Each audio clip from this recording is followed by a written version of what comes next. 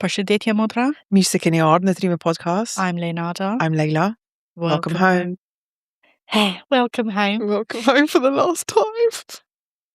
Last time until I'm back. Yes, until you're back. And then I'll be back with a little mini me. Yeah, it's like a really bittersweet moment because you're going off for really, really good reasons, but then we won't get to do this together for such a long time after. No, but I'll be coming back with a whole different perspective. You would have grown, I would have grown. We'll be two different women, but in two different life stages. Yeah. And then we'll have different perspectives on different things. We're going to keep it going whilst you're on maternity leave and get some guest hosts and obviously keep the conversation going ready for when you're back. Yeah. And then when I'm back, it's just, I'll be like, bitches, I'm back. I'm back. I can't wait. I can't wait to go on maternity leave and just relax for the first time ever. But also then just experience motherhood. I'm terrified of it, but I'm also excited. And then come back a whole different woman with more things to say because I'm having a boy. So I know. I think like even if you think about from the moment we started this, how much growth there has been and how much change there's been like in us personally too. Yeah, massive growth. I'm in a whole different mind space, I think, and you're in a whole different life stage. Completely, yeah. I feel like different life state, yeah. Yeah, I feel like the podcast has really changed us in a positive way, and it's kind of opened up paths individually but collectively at the same time. Definitely. I feel like without the podcast, I don't think I would be where I am. It's been like a whole journey, I think, from the beginning when we first started the conversations we were having. Even like coming into this one, I was like, I didn't even actually pre-plan anything. There was no preparation. I was just like, yeah, let's just do this. And also because you can't script this. Do you know what I mean? You can't script the last episode before Leo goes on maternity leave. And I think it's so nostalgic because our first few episodes were kind of like just out of the blue. Yeah, we had so much to say. Yeah, and like we didn't, because some of the episodes we've obviously been like, this is what we're going to talk about. You know, these are topics are really important. Let's make sure we touch on this, this, and this. And that's needed. A lot of time that is needed when you're doing work like this. But we got so comfortable with it that it just started coming out. We would just, I mean, our voice notes have their own podcast of their own. And I think we took that same kind of process and applied it to our podcast. And that's why today, I mean, someone asked me this week, how do you plan and how are you so open and authentic on your podcast? It's very much like, because we don't give a shit. You don't care. Like, this is just who we are. Exactly. And I think it's probably even for our listeners and like for the community that we've created, I think that's evident as well. Because every time they do meet us in real life, they're like, you're just the exact same person. I think in actuality, I wish you guys got to hear the conversations we have outside the studio. How many times do I say that?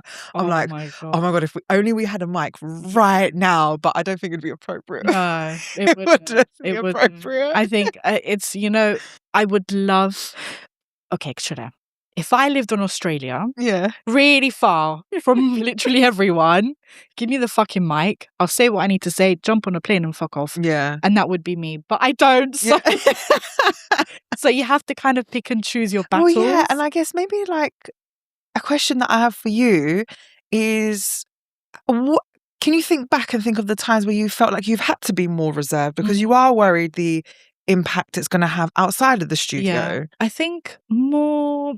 It's purely because I have a lot of respect for my husband. Yeah. And I just don't think there's anything worth kind of putting a wedge in between us. Yeah. It's just not worth it. And I think we've both been like that about our relationship. Yeah. And maybe everyone's got the sense that we've got perfect relationship. We don't.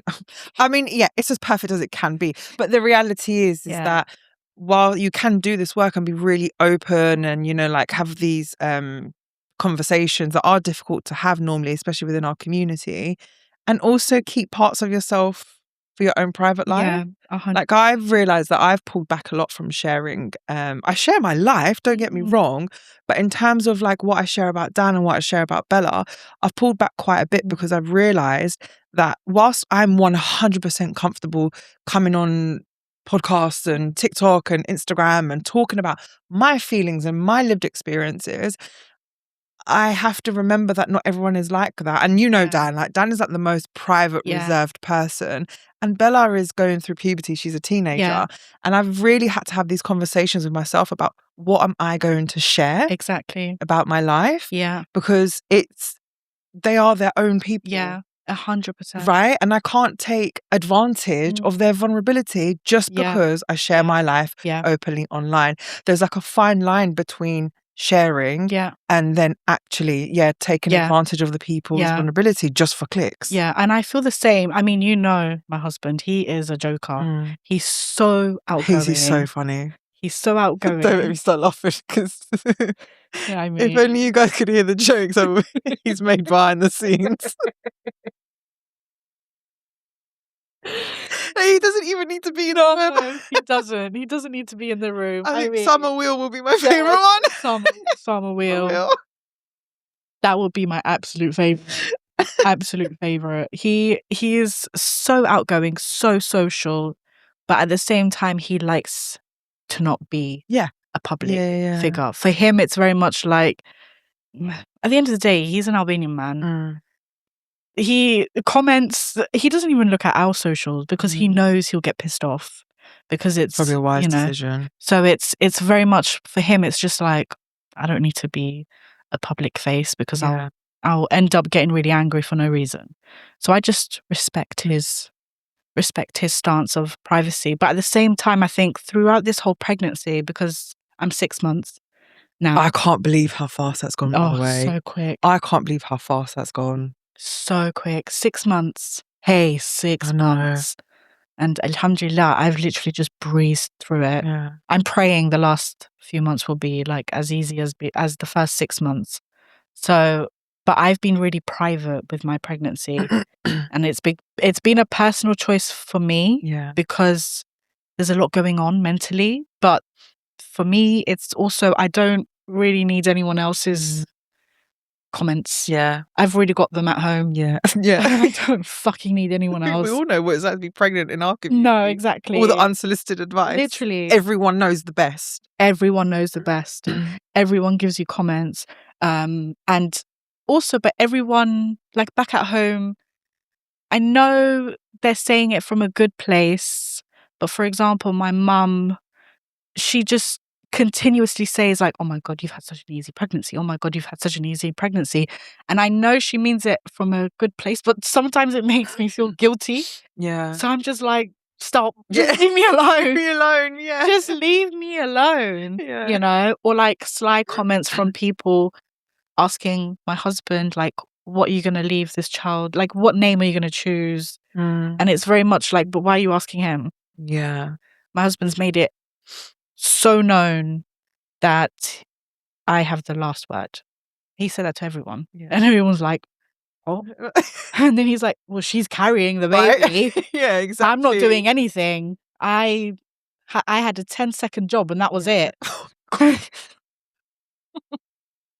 It's true.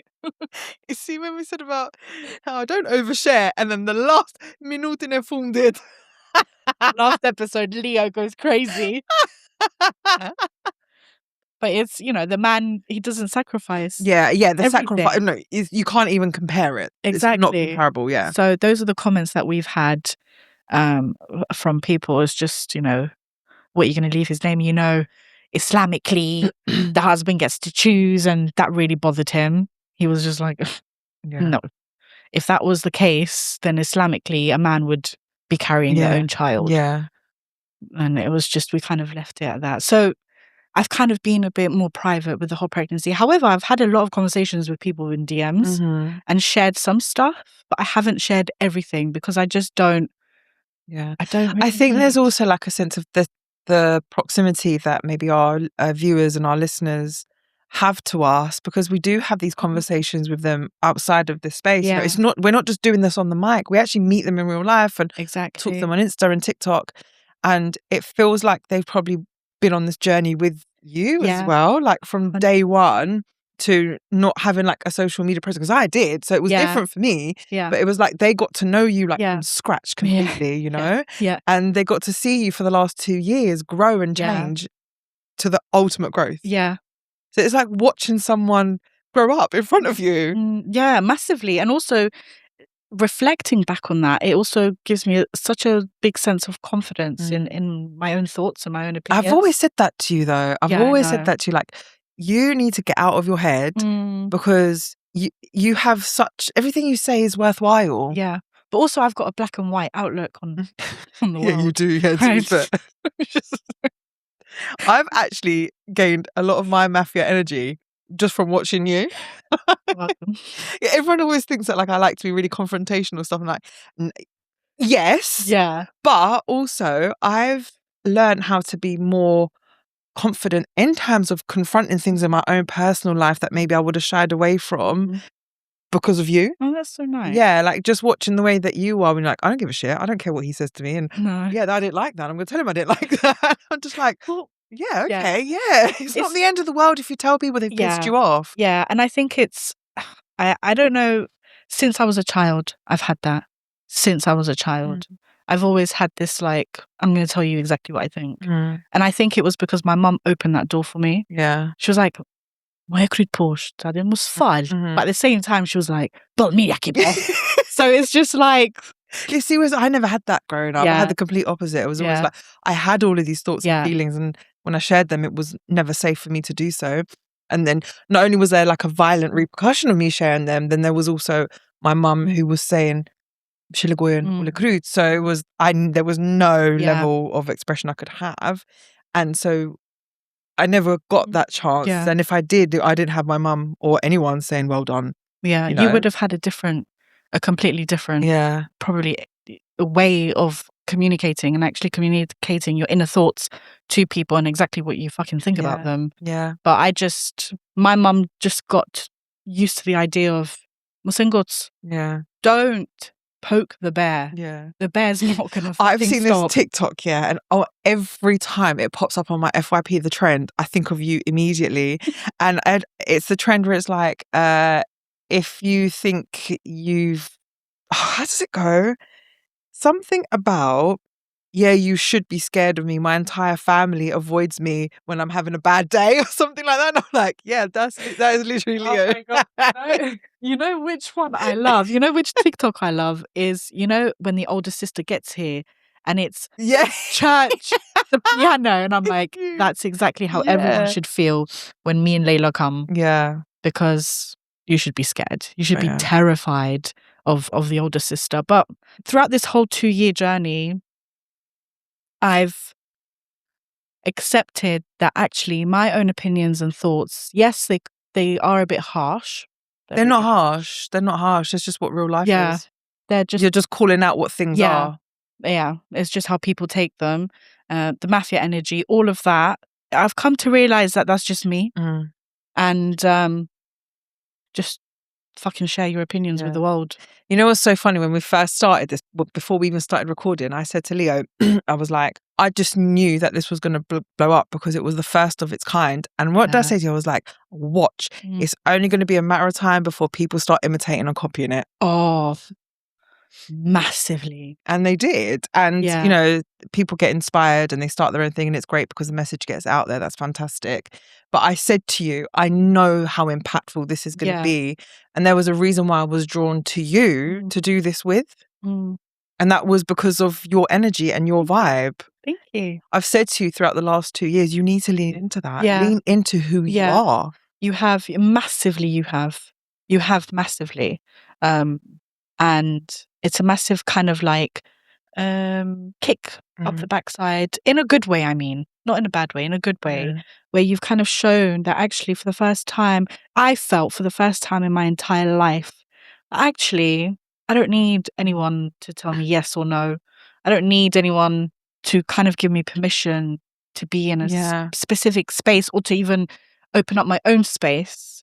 I'm my own person, and that, because I'm my own person, my own authentic self, I've also been able to join you and do this podcast. And I think something you said that's really important is that constant need to look for that permission, to ask for permission to be who you are. And oftentimes the girls and women in our community are constantly seeking for approval, validation and permission, and they never get the validation and permission that they deserve, really. They get the validation through being a good girl. You know, we've had these conversations for 2 years now, but never quite the permission to be 100% themselves. Yeah, and you're constantly fighting, because I felt like that for a long time. For a long time, I felt like I was fighting for permission, fighting for recognition of the person I am and the work I do, whatever it is, whether it's the podcast or whatever, because I don't just do the podcast. There's loads of layers of Leo, just like there's loads of layers of you. And I fought so hard for that recognition. And I think the last 2 years have really taught me that I don't need to fight for that recognition. You don't need anyone's permission. No. You just need to be yourself. Yeah, but also because pregnancy is so fucked up mentally. Pregnancy makes you feel like you've literally done nothing. Pregnancy genuinely makes you feel like a failure. For me personally. It's a mind fuck. Me personally, and I said this to my husband, I was like, I just feel like I've absolutely done nothing Which is with my wild. life. So wild that you think and feel that, because the complete opposite. Yeah. It's just, I think it's more the fact that you realize that your body is doing something amazing. You don't have the same energy anymore. You know, I'm getting up, like it's taking me longer to get up. It's taking me longer to turn around in bed. It's taking me longer. Yesterday I had to ask my husband to take off my socks. Yeah. You know, I'm not the most, like, I'm not showing the biggest, but I can feel him. I think you, like, it's very clear that you've got a bump now. Like, you've got to that stage where it's clear. Yeah. But I feel heavy. I feel heavier. I feel more tired. I'm so impatient. Yeah. So, like, which it just requires. That's not the pregnancy, by the way. Don't you dare try and blame that on the pregnancy. No, now it's like heightened, a level 1 million. Now you feel like you can excuse it. Now I'm just like, deal with it. I'm fucking pregnant. Yeah, I'm not doing the shit. Don't give a shit. And now it's like a level 1 million. It only requires one person to actually just take me off the edge before I literally just break into like this rage. So I'm in that kind of like mental state, and it's not like anyone's feeding me this. It's just because of hormones, and you kind of feel like you're stuck in this position for now, and everything around you is just like passing you by. Yeah. And then you kind of feel like, well, what did I do for the last fucking 32 years of my life? And it's like wild that women think this, because I don't actually think that you would think that if it was not for the messages that you hear as a woman, just in the world in general. Yeah, just in society, in normal life. But then I think to myself, but because I'm a massive believer, what is meant to be it will be. It's like, if every single decision and opportunity you did take has led you up to this point. So it's like, see the positive in that. Because you could have been back at square one with no podcast, no pregnancy, nothing, and you could have been 32 years old. Yeah.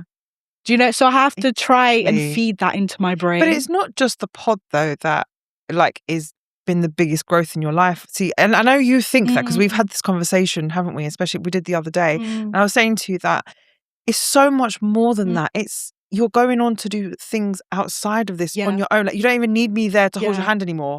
I'm just like, Leo, I can't make it. And she doesn't know that half the time I do it on purpose. I just like, I do this to people, She does. But you where you're safe. Because Alfie's in the next room. I do this to people, It's not just you. It's not just you. I do it to people in my life who I see their potential, and I will hold their hand in the beginning. And I'll be like, you know, like, milimu kapaka. Then people need that. People need that, especially when I see the potential in them.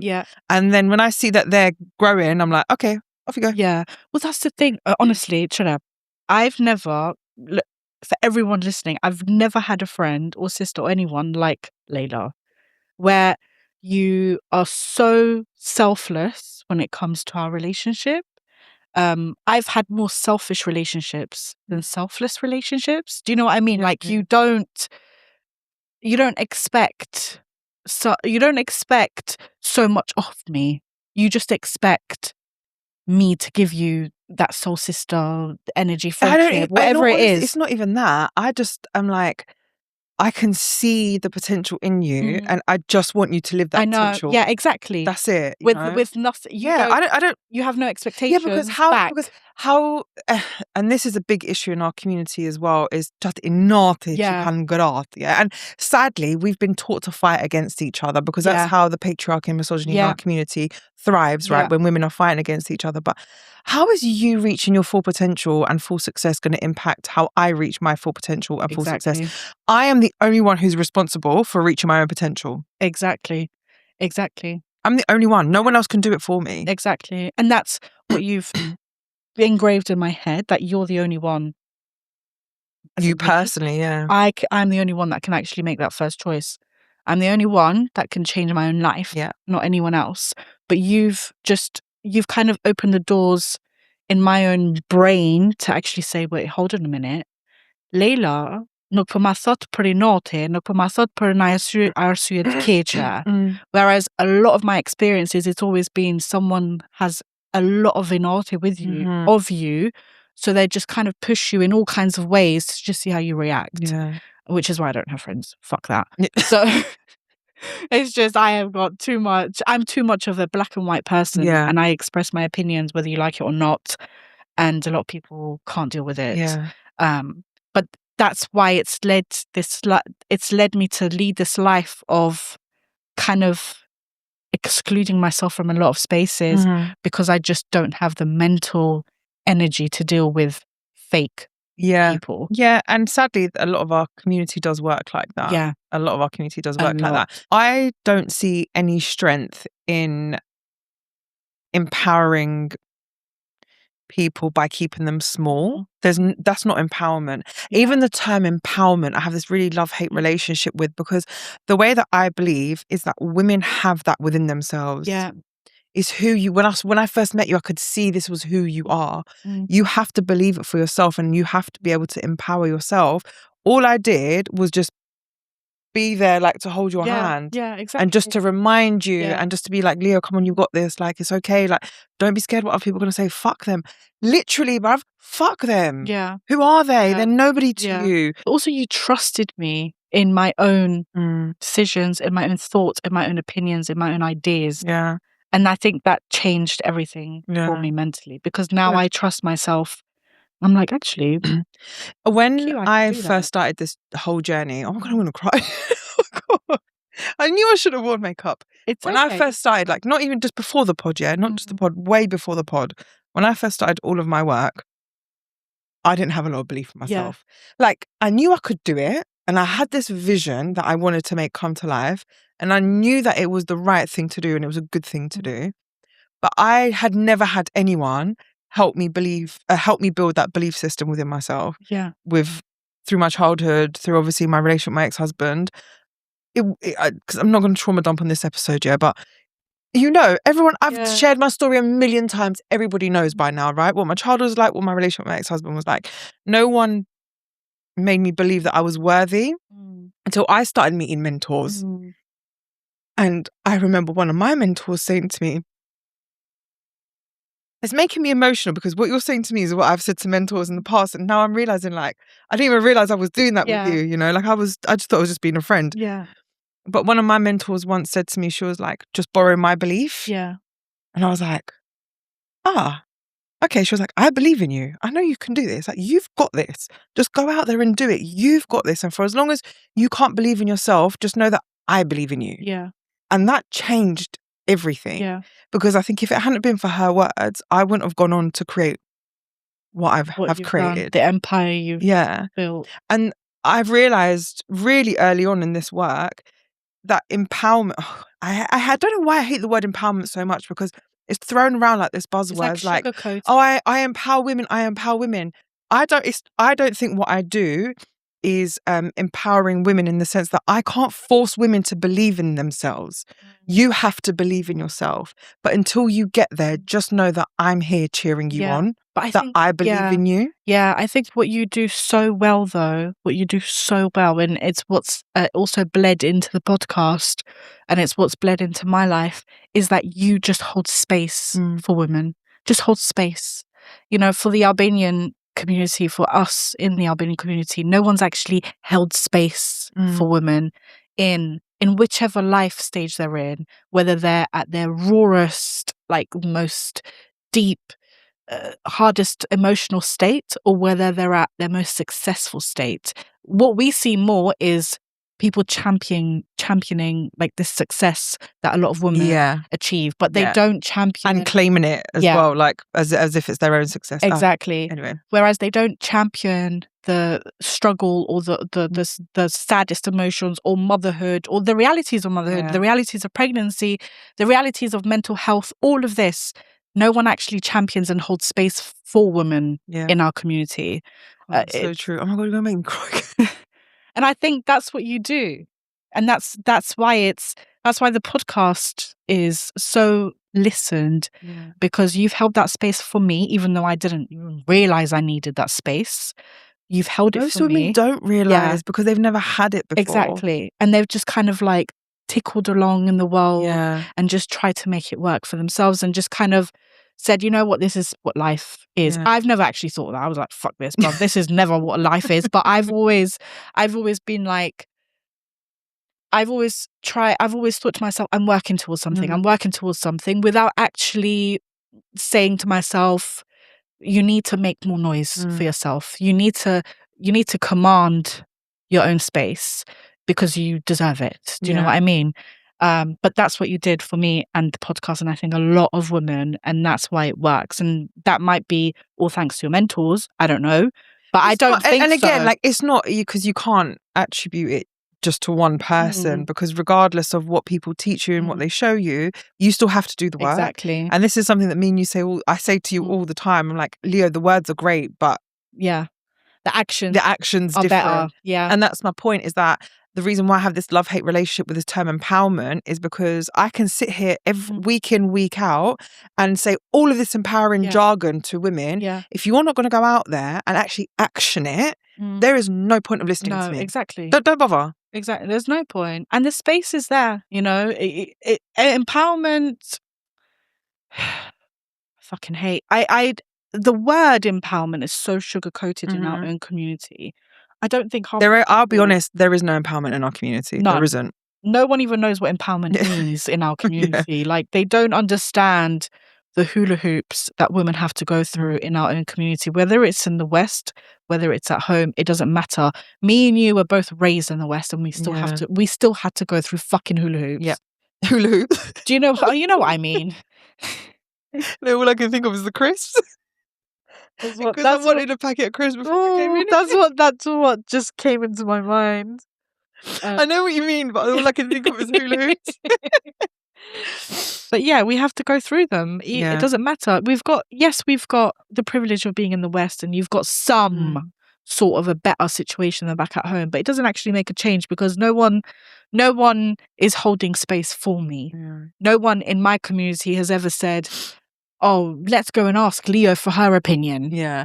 And I think there's a sense of like, there's not many people like us in the community. That's bullshit. No, I'm not unique. People like to think that they are unique. Listen, we're not unique. Through this pod, we have realized that there are hundreds and thousands of other Albanian women who are just like us. Yeah. We just needed to find each other. Yeah. And we just like, we have this thing of like constantly trying to be different to everyone else. And yeah, it is. You should be yourself. Be authentically yourself is my best advice. Don't constantly just try to be different to someone else just for the sake of being different. Yeah. Just be who you are. Yeah. But then also know that there's so much power and joy and love and safety in finding other people who are like you. Exactly. We thrive in community. Yeah, we really do. And we learn from each other, and we can support each other through that. But the community likes to think that X, Y, and Z are unique to what they've done. But again, it's all linked to their success. Yeah. It's never linked to like, this woman is just... And I don't even mean it in like, I know what you mean like in the success bit. I don't even mean it like that. I mean it in the sense of how many members of the queer community have come forward and been like, oh my God, I love like men and non-binary people and trans women and trans men who are like, fucking love you guys. Yeah. Like, for the first time, I feel like I'm listening to something that's real and raw Yeah. in our community. And that's my whole point. Yeah. That this isn't unique. No. We are all out there. Exactly. We just needed to find each other. Exactly. And I'm so happy to be on the queer side of TikTok, the Albanian queer side of TikTok. Cash is my favourite. Cash is my favourite. There's another one in New York. His name is Tony. Well, that's his name on TikTok, Tony. Mm-hmm. I love they're my favourite TikTokers. Cash. Oh my God. Cash, when I talk to him and when I listen to his videos, I say to him, Yeah. I feel like I'm talking to a cousin. Exactly. Like, I love him so much. I've never even met him in real life. I love his videos, especially his cleaning videos, because they're just like, blah, blah, blah. And I'm just like, you go. Like, I love it. Yeah. I love it. I love everything he does, because he's so authentic to himself. He's just himself. Exactly. Exactly. He's not trying to impress. Nostalgic. But that's exactly how we should be. Yeah. And we should be nurtured to be authentically ourselves. But sadly, we're not. We're told the rhetoric of, our place in this world is only to be married and have children, right? And to be there for our husbands and our in-laws and our kids. And that's it. And that... we all know what my opinions on that are by now, right? That's so tiring. So even...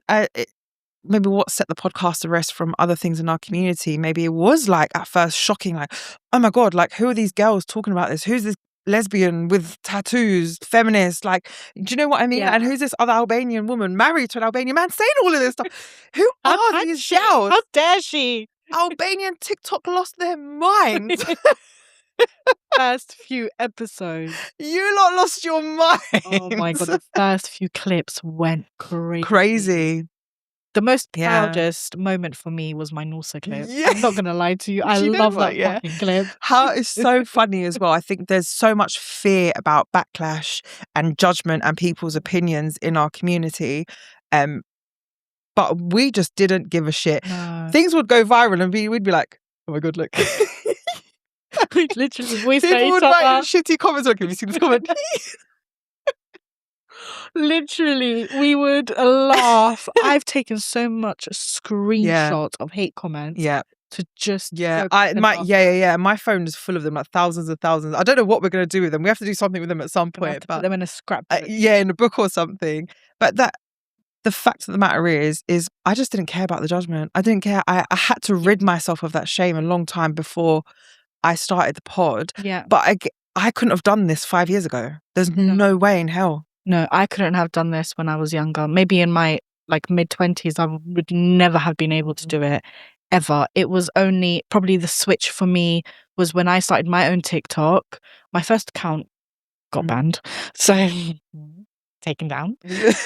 What did you do? I just had loads of people hating on me, and I just kept going back and be like, "Fuck it." Oh, and it just got banned. So then I started my second TikTok account.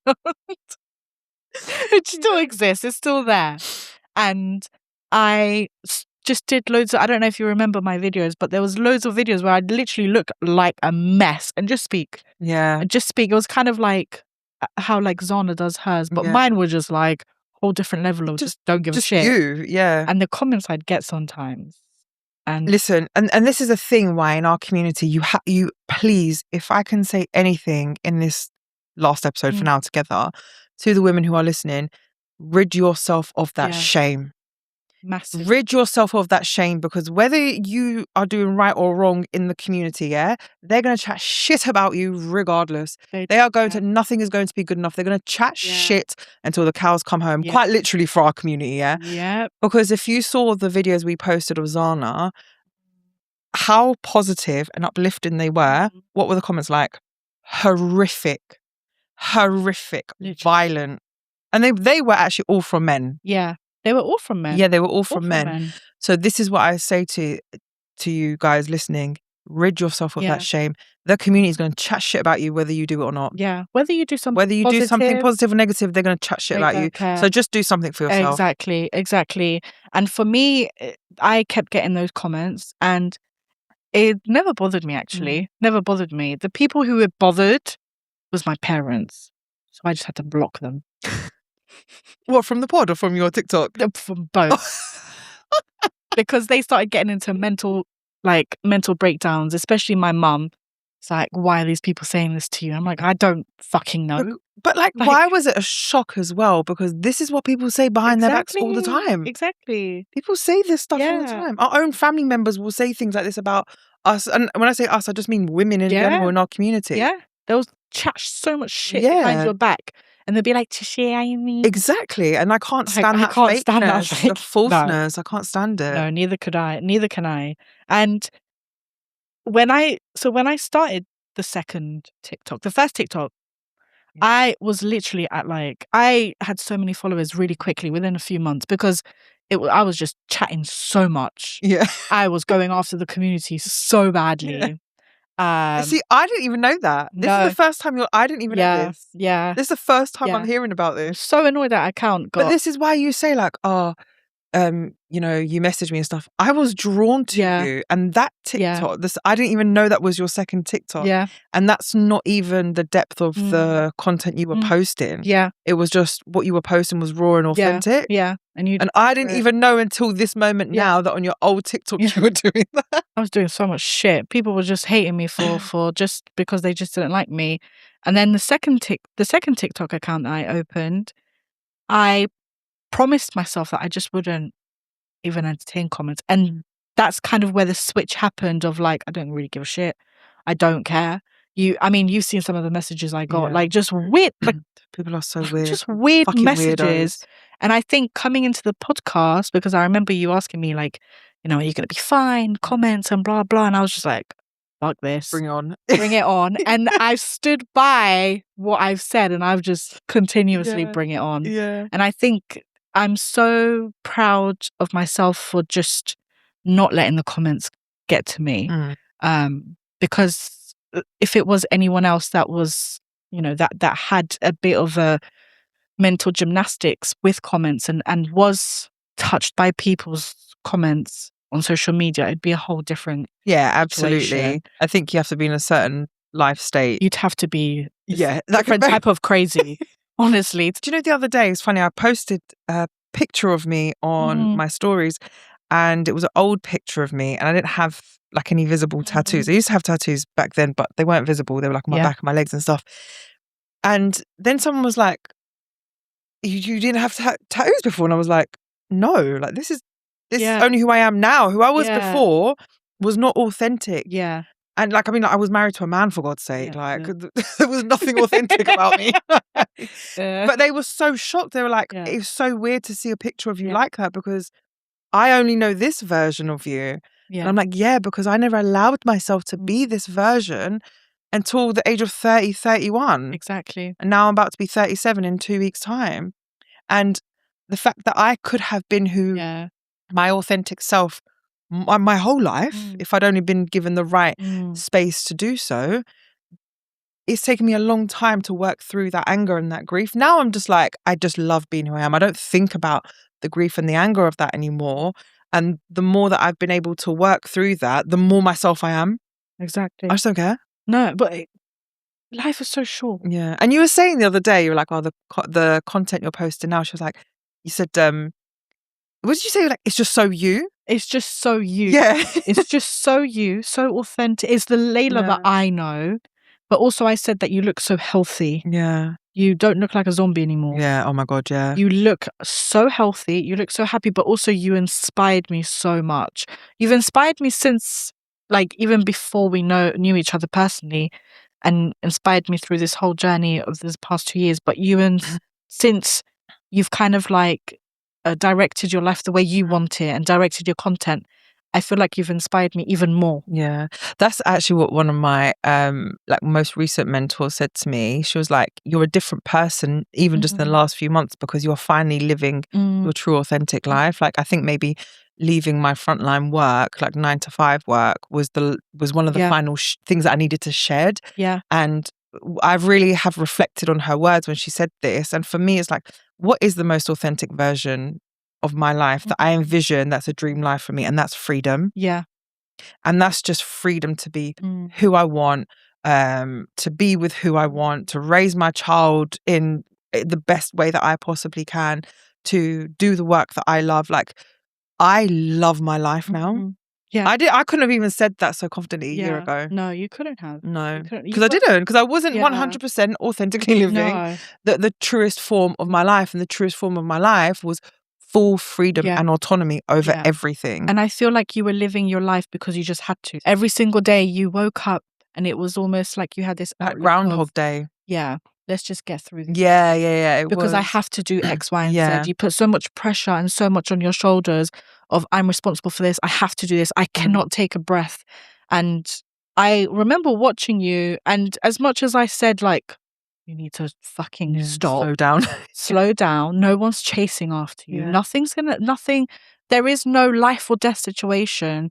But like you say countless times to me, until you believe it, until you see it yourself, it was the same situation with you. Until you took that first step, you weren't going to get out of that situation. And I think you have to be ready to do that. And this is my point. It goes back to the things like, I can't force other women to believe in themselves. I can believe in them, but the real work you have to do for yourself.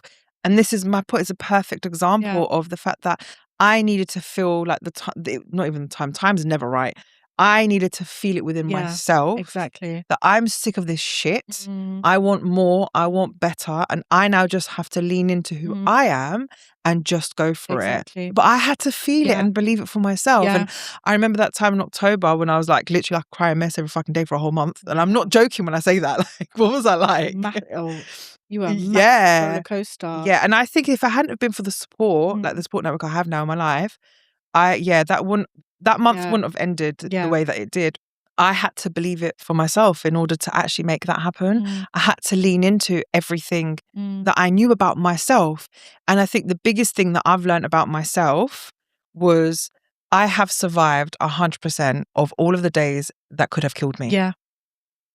When I started to have that realization, I was like, I can do anything. Yeah. I can absolutely do anything. But beyond that, I think doing the recovery work as well, you know, like what I was doing with the women in the survivor community, that also instilled a different level of self-belief in me, was that I don't want to just survive anymore. No. I'm sick and fucking tired of just being in survival mode.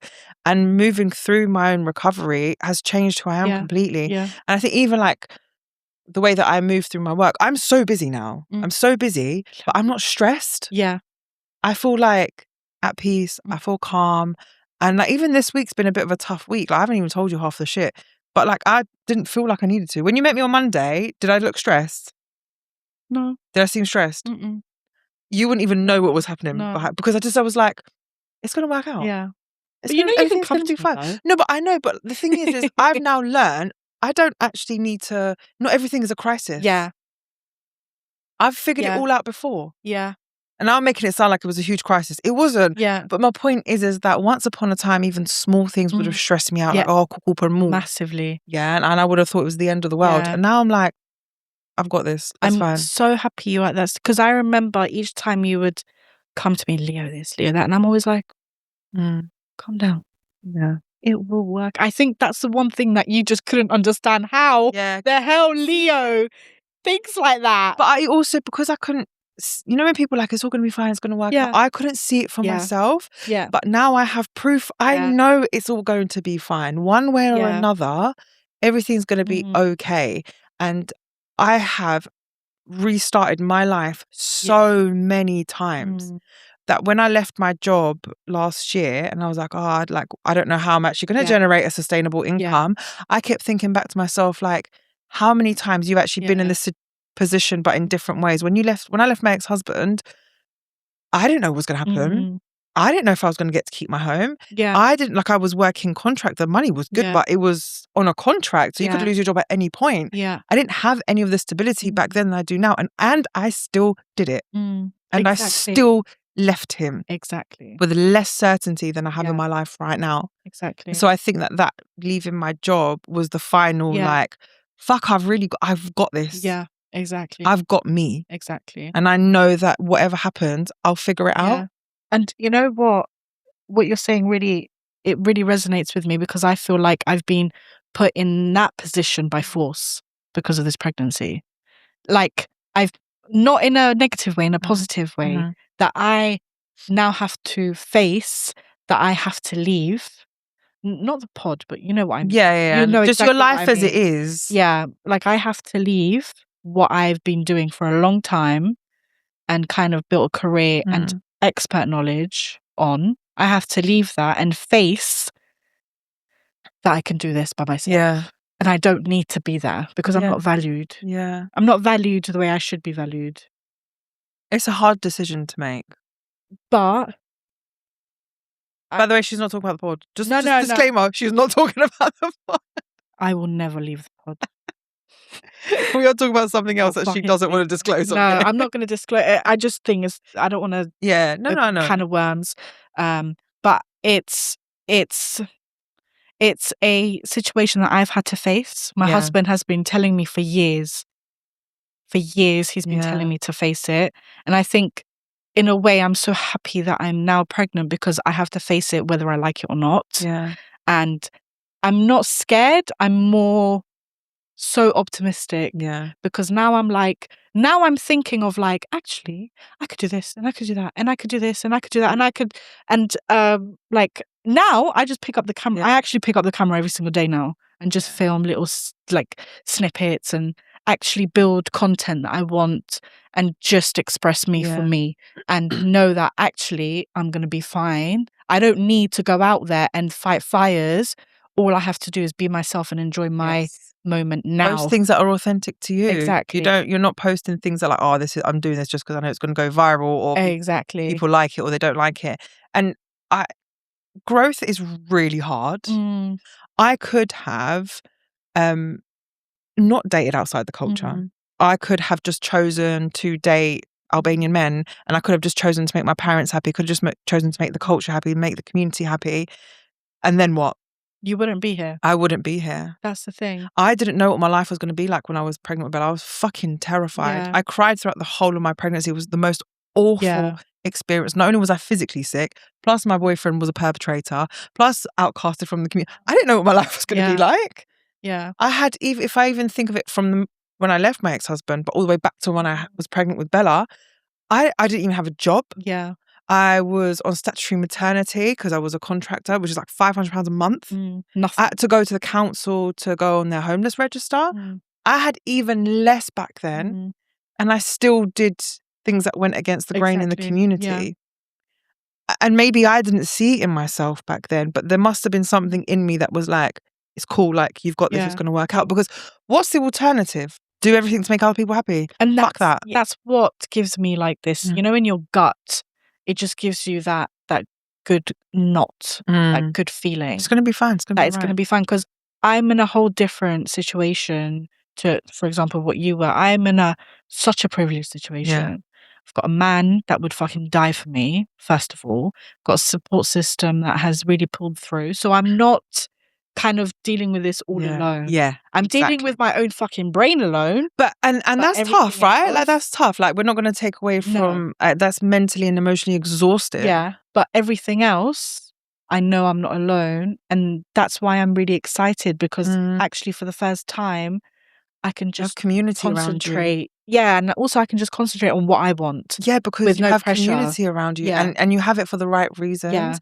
And isn't it interesting, all of these like markers in our lives, right? That being pregnant for you right now is a huge milestone. And I think it is a milestone for most women, but for you, it's a milestone for a lot of different reasons because there's a lot of growth and change that's about to happen. That when I got pregnant with Bella, that was a huge change in my life. I had no idea what was going to happen to me. Then when I left her dad, again, another huge... Oh, sorry, I forgot that I actually had a wedding and only like 5 of my family members turned up because I was marrying someone outside the... Do you know, like all these different milestones in my life, that I could have just folded and listened to everyone, but I didn't. Then I left him, not knowing what was going to happen. And see, by the time that I was like, Lejla, you're not even attracted to men. What the fuck are you doing? You like women. At that point, I didn't give a shit. At that point, I didn't care what was going to happen. And it was just because I'd built this system in me that I was like, do you know what? I've been here before. Exactly. And the world didn't end. And I think that by the time it got to a point where I was leaving my job, it was like, I actually made that decision because I wanted to. Yeah. Not because I was forced into it. Exactly. I could have stayed there. Yeah. And so it was like, for the first time in my life, I was making a decision purely out of my own desire because I wanted growth in my life. Exactly. It was still scary. Yeah. But all of these milestones in my life got me to that. Yeah. And you had a good support system around you as well. Exactly. And even when I started dating women, I did have really good support. Like when I started the friendship group I had at the time, when I started talking about like dating women, they were like, fucking hell, we knew this whole time. Like, we were like, stop telling us like this is new. Like, we knew this. Yeah. We knew except for you. Yeah, you're the only one. But yeah, my point is that all of those moments of uncertainty where I could have stayed the same, I could have folded. Instead, I chose different. I chose something that felt right for me and good for me. Yeah.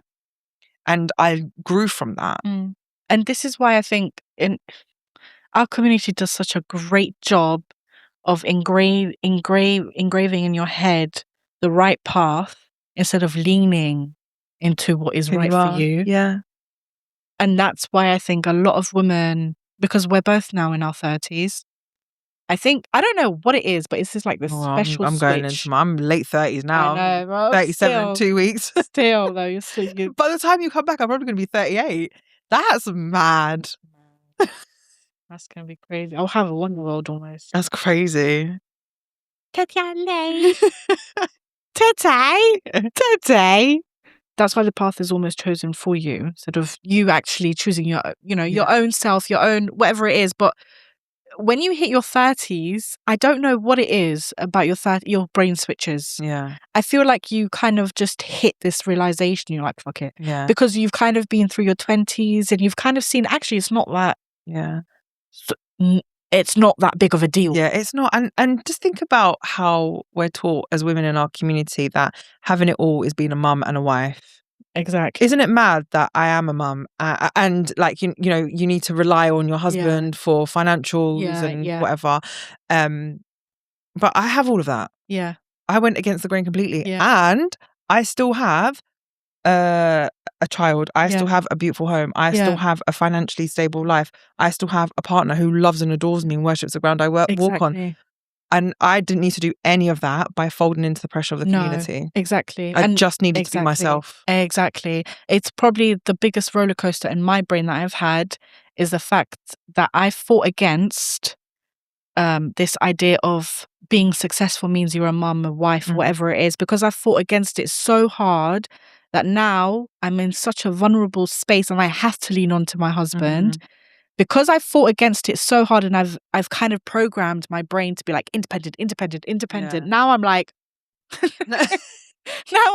I don't want to be independent, but I do want to be independent. The thing is again, because it's that misconception of what independence is. Like me, like I say to women all the time, if you've got a man, he absolutely should be paying for absolutely everything. Do not put your hand in your pocket. No, you shouldn't. Don't put your hand in your pocket. Yeah, get him to do everything for you. Of course. That doesn't make you any less independent. No, it doesn't. It absolutely does not. I think for me, it's just for the first time that I don't get to just get up and and it is hard, isn't it? Because there's also you are growing a life, right? An actual human.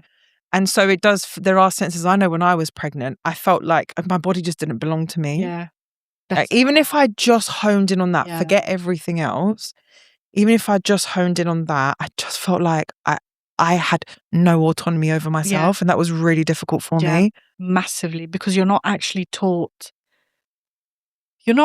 There's no, let alone in our own community, but society as a whole doesn't really teach you the realities of what actually happens to your body or how you can feel or stuff like that. So you almost feel like you are just an incubator.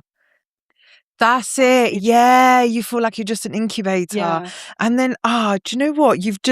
That's it. You just open my eyes. This is exactly what it feels like. And then all of a sudden, you feel like everyone only cares because I'm pregnant? Exactly. Why do I need to be pregnant for people to care? Yeah. Why don't they just care? Why do I need people to give me a call or text me, how are you doing? How are you feeling? Blah, blah, blah. When before that, you even know what my first like you should have just done that anyway. Yeah, my God, you're so right. It's giving Handmaid's Tale. It's just stupid. It's giving Handmaid's Tale. Like, I mean, to be fair, I I haven't received it too much from the Albanian, like from my husband's side. They're very much used. But he's really good at putting boundaries in, though, isn't he? Like, he is good. Like 10 out of 10. Like, they'll call him before they call me. Yeah. They'll always call. If God forbid something happened, then they'll call me. But they'll call him before they call me. Yeah. Because they just know Leo is 99% busy. Yeah. And if you have to call, you have to book an appointment. Like, I'm so sorry, but it's not even that, but it's just the mental, the mental preparation, because you have to tone yourself a bit down. Not that I tone myself. I mean, in the sense of, like, because I value my relationship so much with my husband, I wouldn't jeopardize that for anyone. Yeah. So I just keep distance and all that kind of stuff.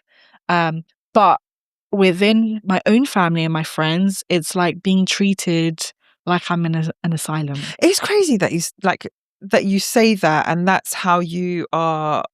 It's making you feel. The way that I've perceived it is that I'm like, oh, like, it's so nice to actually have seen how your family have got together and like really supported you, and have, that you've got that ongoing support.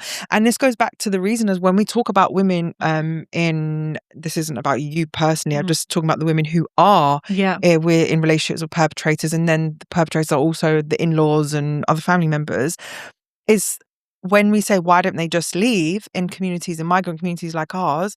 How when everything's so intrinsically linked, when even if you take for a time of pregnancy, how we do view pregnant women in our community, we look after them, like, Massively. we look after them really well, and then the babies and the children, it's their only support network.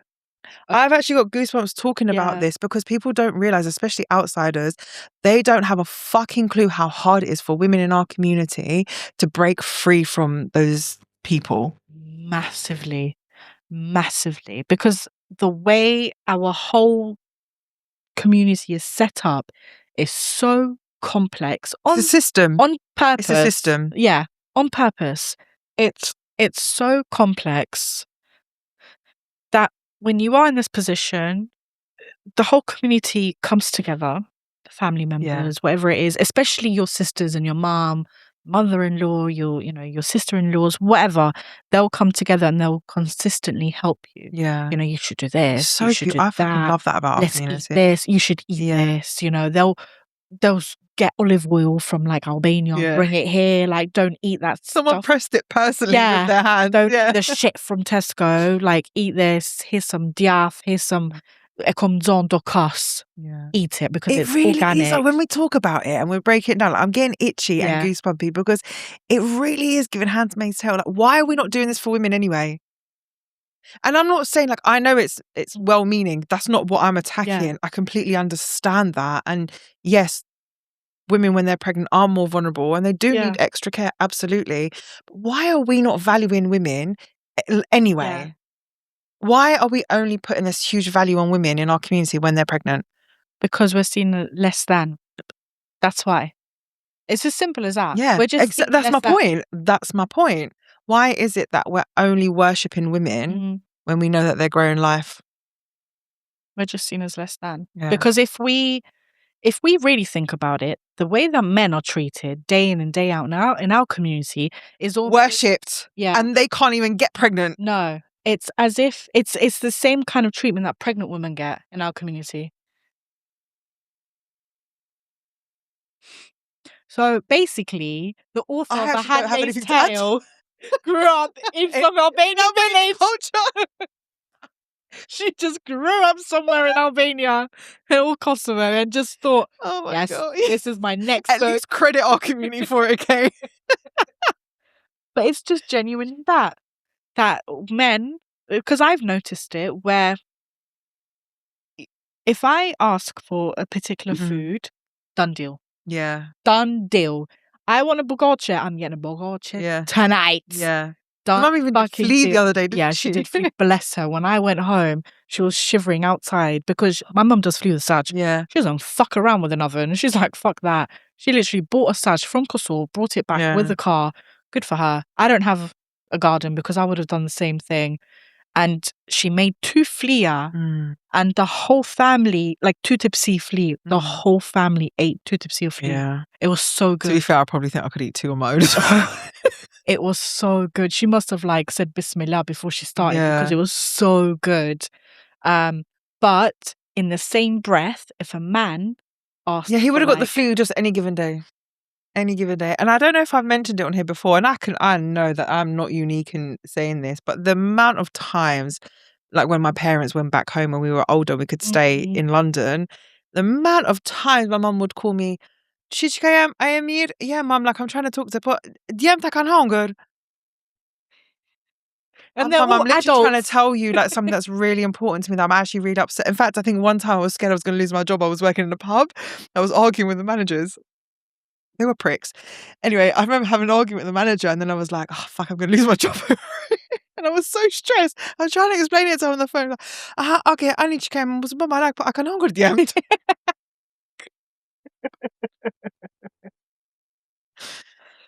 Yeah. You know? Yeah. In my household, it's very much like, why can't he just do it himself? I'm quite, in a sense, I'm quite, I guess, lucky or privileged that I left home. By the time I was 23, I moved out. Yeah. Because my husband came and, we moved out. So I haven't actually lived with my family almost 10 years, a whole decade. Yeah. So I've never had to, like, even when I was younger, my parents kind of avoided me like the plague. See, like that TikTok, I said, like my whole bloodline avoids me when I'm mad.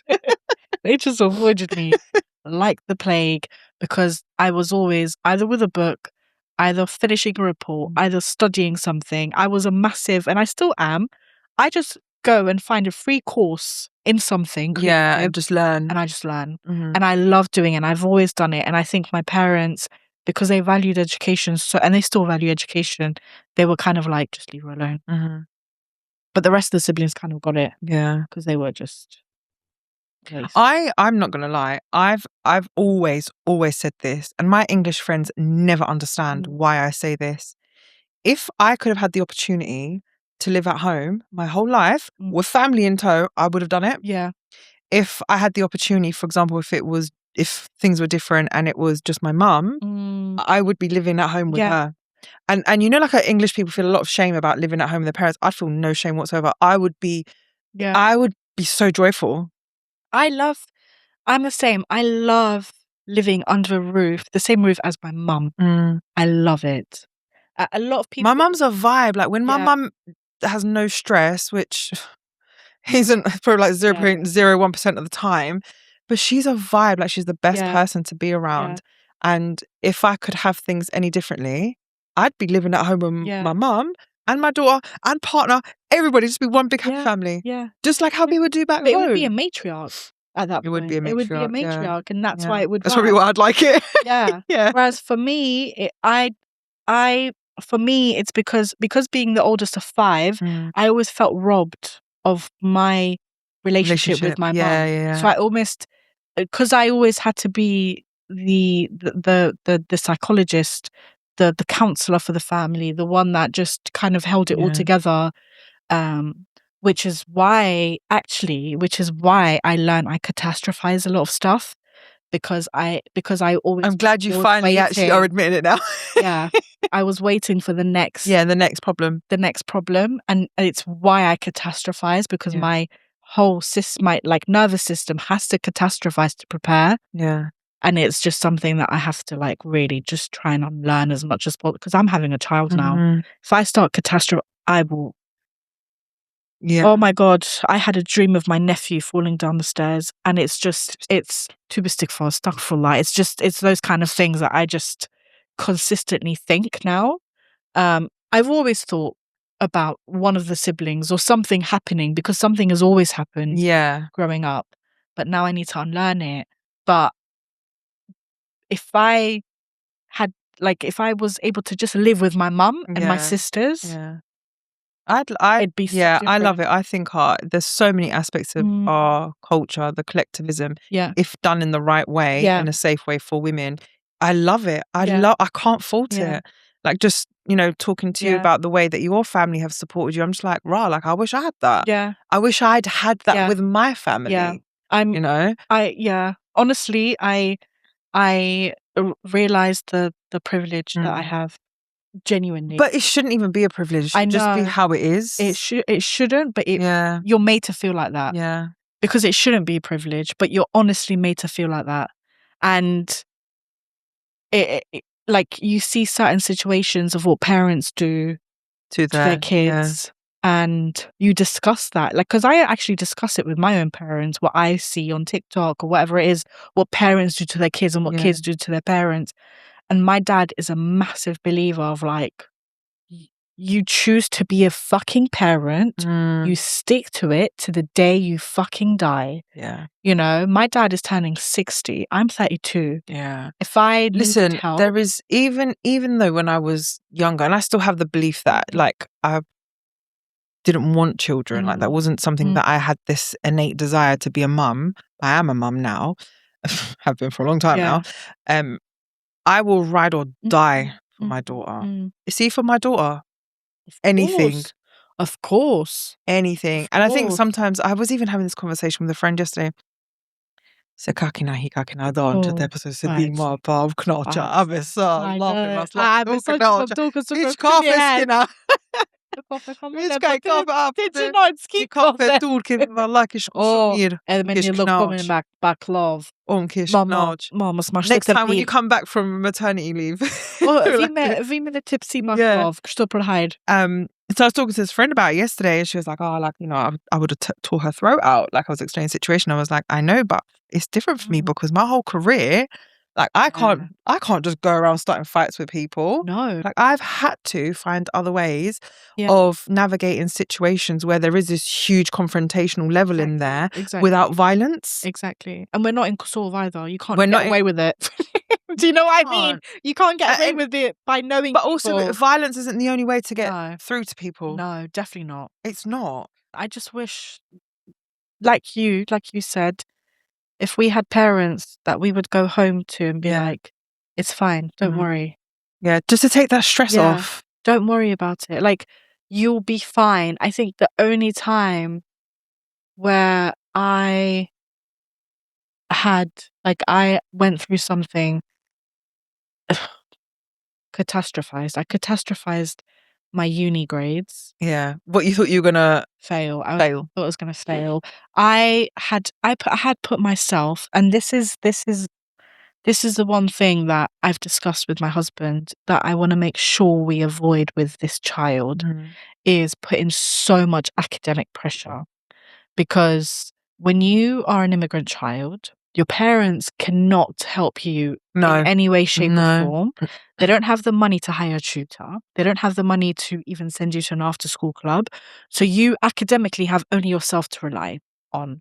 I didn't know how to read English until I was like 10, 11, because I was kind of overlooked because I was always quiet. I knew how to play the system of just being quiet. Well, until one of the teachers actually pulled up my mum and just, you know, and this kind of stuff.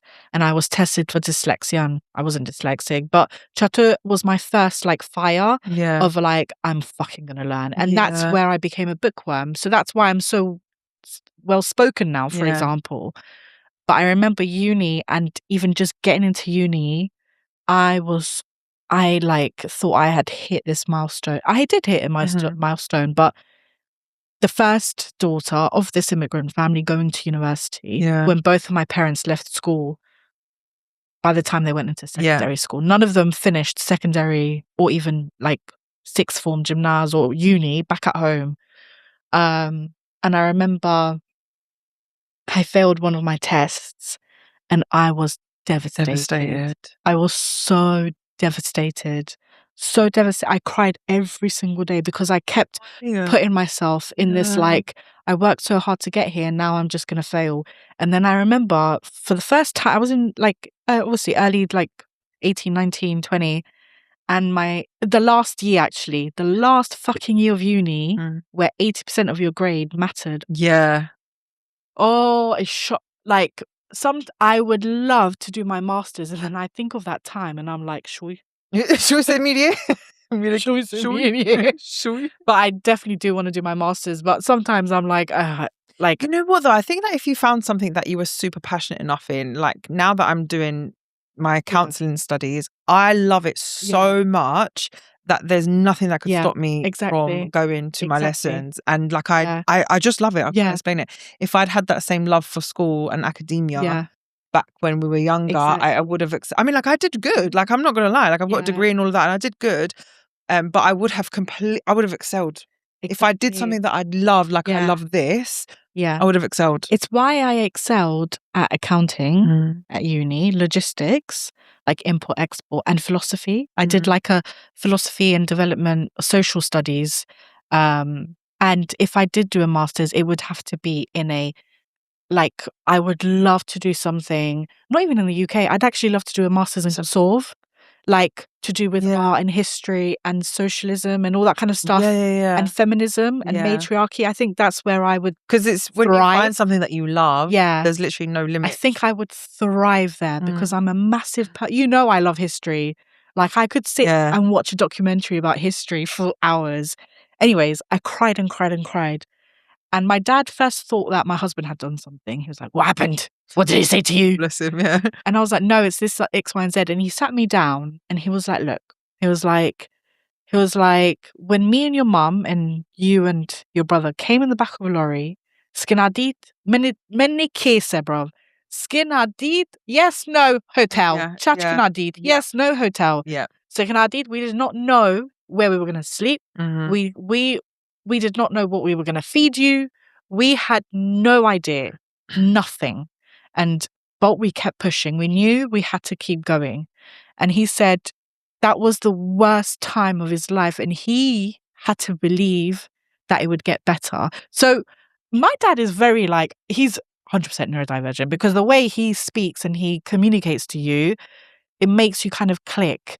And from then, I kind of had that, okay, actually, it's fine. But I wish you said that to me as a child and not as an adult. Well, he probably didn't even have time, didn't have even the mental capacity because he was so busy keeping you all alive. Yeah. And as I'm listening to you talk about that, and I'm realizing that the theme a lot for our community is not knowing what the outcome is going to be and having to fucking do it anyway out of pure survival. Yeah. And so it's almost like in us, I don't know whether it's genetic or what, but I feel like we must be passing that down. We must be. We must be passing that down, but I don't want it to constantly be choices being made because of survival for women. They're not real choices. No. They're just having to do things to survive. Exactly. And also we're now in a world where we're not overcome with war. We're not overcome with famine. We're not overcome with... Here. Sorry. Here in the UK. But even back at home. Yeah. It's different back home. In Kosovo, in Albania, we're not there. You're not. War is not knocking down on your front door. You've got social media. You've got access to some resources. It's up to, and I really hope our generation, the generation after us, the generation that I'm carrying now, make that carry on the change, and they stop trauma dumping on each other, on every single generation. It really needs to stop. For my parents, I give so much grace because I know they had no choice, Lejla. So I understand it to an extent, and I wish it was different because maybe I would have sat here with a whole different life and probably wouldn't have had PCOS to start with. And I think that what you're describing there is a perfect example of, when we talk about some of our parents just didn't have the skills and tools, and that's so true. All of these things can be true at once, that it was true. They were doing the best that they could to raise their children, to keep them away from war and genocide, that they didn't have the capacity to do anything else. No. And then there were huge parts of the community where they were doing that and being abusive to their children and to their wives. So even it's almost just at a base layer, as children growing up here in the diaspora, we had some form of emotional abandonment, intentional or not. Because some parents had no fucking choice. They just needed to keep us alive. No choice. But also because they capsulized the culture so much. I know my family did. They capsulized the culture so much. it almost made you feel that you had to stick within those rules of that culture and not step out of it. And I think a lot of diaspora kids also struggle with that. They struggle with the emotional abandonment. They struggle with emotional abuse, psychological abuse, physical abuse, because abuse is abuse in all forms. Financial abuse, all forms. How many stories have we heard where the dad of the family has literally supported his whole family back at home, and the kids without food in the diaspora. It's a piece of shit kind of thing to do, but almost 99% of Albanians did that from Kosovo. I don't know, they did that in diaspora. So it's our parents' generation.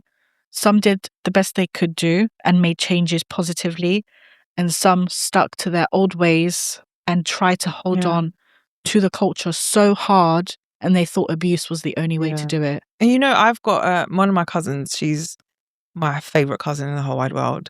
When I complete vlog, so I hate that this was our last episode. Are you pregnant or am I pregnant? I'm getting so emotional because I'm gonna miss this so much. I know. So me and her like this. Like I'm 10 years older than her. Like I was changing her nappies when she was 10. I'd have to get hold of her and she would just leave her with me. And that was it for the whole weekend. My mum and my aunts would go off and do chatting, drinking tea, coffee and all that. Anyway, so I had a really big part to play in her life and raising her. Her relationship with her dad is like nothing you've ever seen in our community. Like it's beautiful. Like it's amazing. The way he is with my cousins, 10-10. Yeah. He even goes out with them. Yeah, he goes out with them. Like they'll go like to a bar and have drinks, and he's just like, it's your life. I just want to have fun. Yeah. I just want to be safe and I want to have fun. In fact, she told me they went to a bar somewhere, and she went outside to smoke, and there was Nishibdar, like a young boy. And so she's talking to him and she's like, oh yeah, I'm here. He's like, who are you here with? She's like, oh, I'm here with my dad. And he's like, what? What? Like, I'm going to walk away slowly. Yeah, but like, where do you see the young girls in our community having joyful moments like that with their parents? You don't.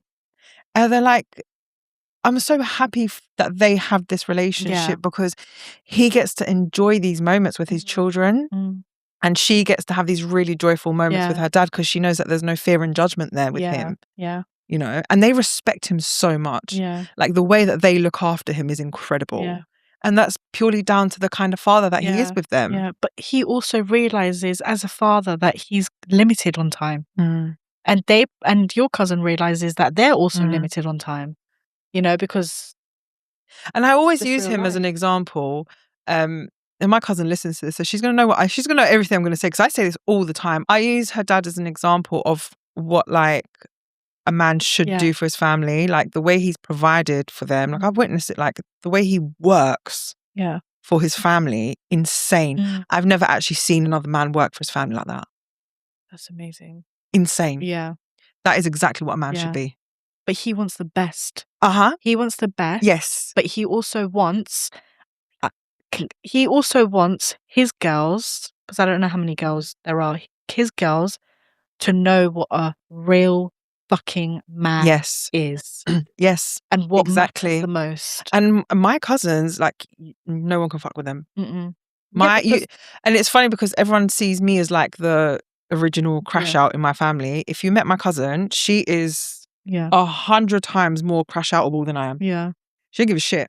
But also she'll even go toe to toe with my dad. She don't care. She doesn't care. She has that space because of her dad. Yeah, I'm going to bring her on the pod actually. Yeah, you should do. She's going to be the first guest. You should 100%. Yeah, the first guest when you're on maternity. I'm going to bring her on. Yeah, bring her on. I would be excited to see her. Yeah, she's phenomenal. Like she is such a bad bitch, and she doesn't give a shit. That's so good. Yeah, good for her. But it's testament to the relationship that that they have at home. Yeah, and it's also why. Because I was having this conversation with my husband yesterday. We were having this conversation, and he basically, I don't know where it came out of. Like maybe it's because I've learned to communicate a bit better with him. I said this to you last week. I thought I was a good communicator with my husband until pregnancy hormones hit. Yeah. And I'm like, you need to fucking communicate a bit more and ask for what you need. But you are good at communicating. Yeah. What you need to work on, not even in a patronizing way, is asking for help. Yeah. Asking for help. Because you are really good at communicating. Yeah, asking for help. Exactly. Asking for help. And I don't know where it just popped in his head. And he was like, for the first 5 to 7 years, your decisions in this household are the end of it. Yeah. I'm only here to make sure you have everything you need. Yeah. And I'm here to work for you and this son. Yeah. And I said to him, I was like, yes, but your influence on this child, whether they were going to be a girl or a boy, doesn't matter, but little boy is so important. Yeah. You have no idea the fucking value a dad has on a child. You have no idea. My dad was absent because of work, so I didn't grow up with a present dad. Yeah. I grew up with a present mum 24/7, but a mum is a mum. You've got no choice but to love your mum. And then again, all of that is, even men are victims of the patriarchy themselves in different ways, not like women at all, but they are victims of it too, because they have to go out and work. And because why? Because the patriarchy told them that they need to be the provider. Yeah. And so even that in itself was a byproduct of the system that men built. Exactly. Which, he sometimes says to me, like, he struggles with sometimes because he would rather, genuinely, my husband would thrive in a matriarchal society. He would thrive in it. He'd make us crack up the whole time. He would thrive in it. No one would be sad. No, he would thrive. You ask him to do something, he'd be like, yeah, okay. Yeah. He would thrive. Yeah. He's very, very secure. Like, he's very secure and confident, but he's not like like people just like loud and like in your face. He's not like that. He's just so. He's himself. Yeah, he's just calm and he's himself. He's self-assured. That's what it is. That's the word that I'm looking for. Yeah. But he's self-assured. He knows what he wants, but also as a parent, I think he's going to be for this, because obviously this is going to be the first generation for his side of the family. The first grandkid in his family. What I mean by is mum, dad, and brother. Yeah. First grandkid, it'll be the first generation where it'll be completely different to how he grew up. Yeah, completely. But even for you guys, because I know that you've got like quite a few nieces and nephews now, but I feel like the way you guys are going to raise your son and any other children that you have is going to be completely different. Completely different, because we've already made that decision. And that's why I'm so happy to see your cousin like that, because that's what I want for this child. Even though they're a boy, they've got the patriarchy on their side. I can't fucking avoid it, but I can make sure that he's brought up more in a matriarchal household. I have no doubt. Knowing that how much you fought to be who you are and how much you fought to have your voice heard in amongst the community and your family, you did that knowing that it wasn't favourable. Yeah. And now having a child is a completely different conversation. It's a complete, So like I have zero doubt that that's exactly how you're going to raise your child. And I'm honestly, Lejla,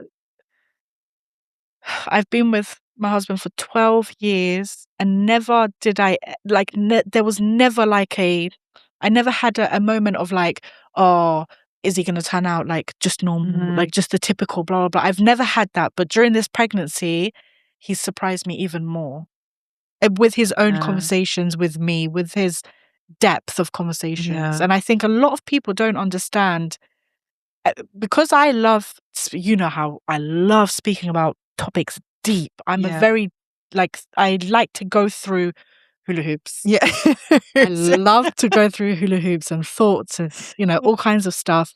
And I love that in our relationship. I love the fact that we can have really, really deep conversations and really honest conversations about parenting, of what you're scared of and because a lot of men don't do that in our community. Yeah, they don't. And exactly, they don't. And I think this is something that I would wish for every Kosovan Albanian girl.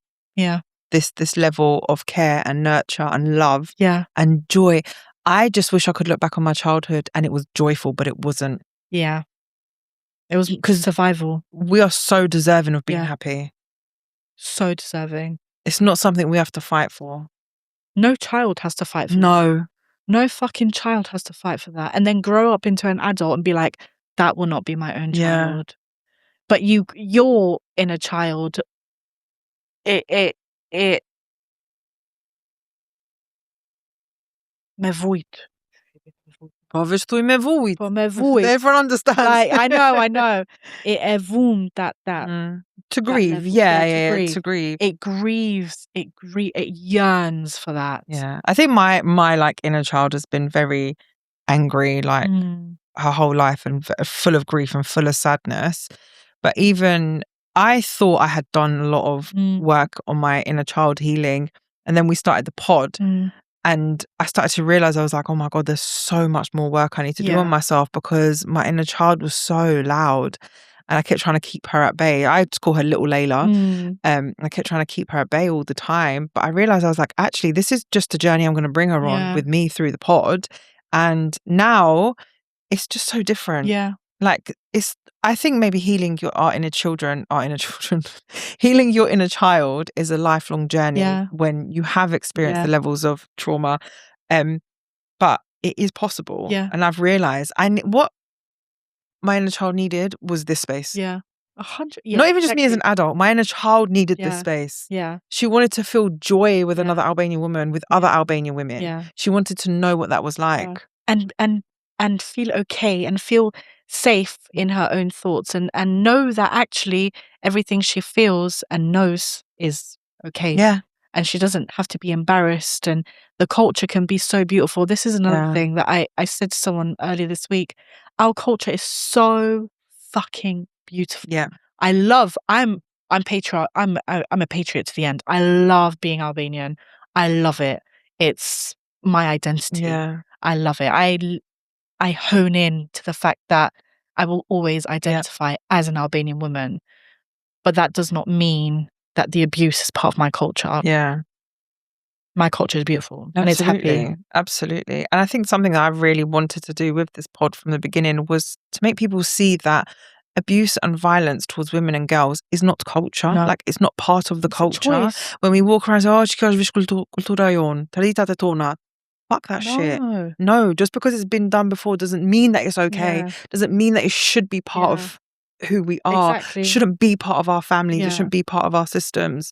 Imagine how beautiful and what we could do and how we could thrive everywhere in the world if we didn't have that. Yeah, exactly. And also, I'm a strong believer of what you choose to teach your kids, or what kind of culture you choose to have in your household is up to you. Culture is your preferences. You don't have to stick to something that you don't agree with. Yeah. And culture, there is no abusive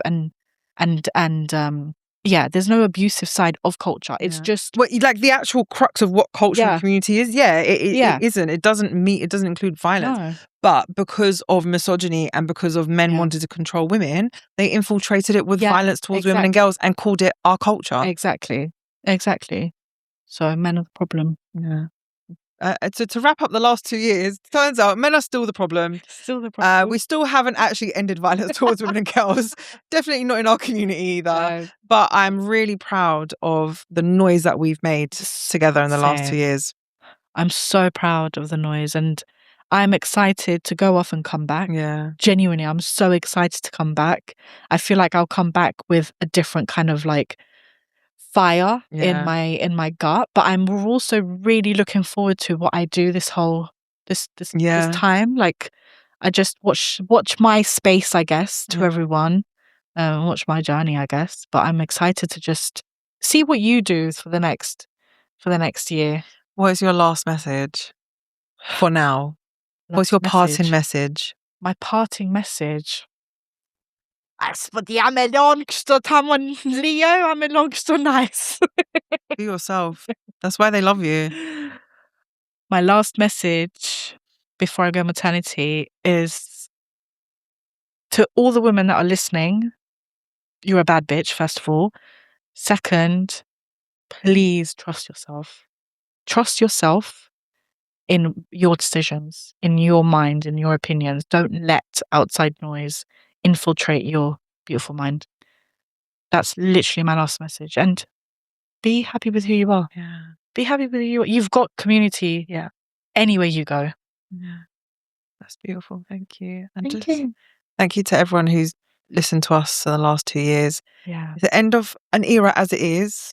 Leo will be back when the time is right for her. And I'll be here continuing the good work. Someone's a dirty job, but someone's got to do it. Yeah. Someone has to do it. I think that someone, I can't remember what rapper said that, but like, it's a dirty job, but someone's got to do it. I'll still be here holding space for the community and just really looking forward to all the guests that we're going to have on between now and then. I know. I can't wait. I'll be watching from the trenches of being a motherhood and just watching what you do. And I can't wait. I can't wait to just see you flourish with this podcast, honestly. I can't wait. Thank you for everything for the last 2 years. Thank you.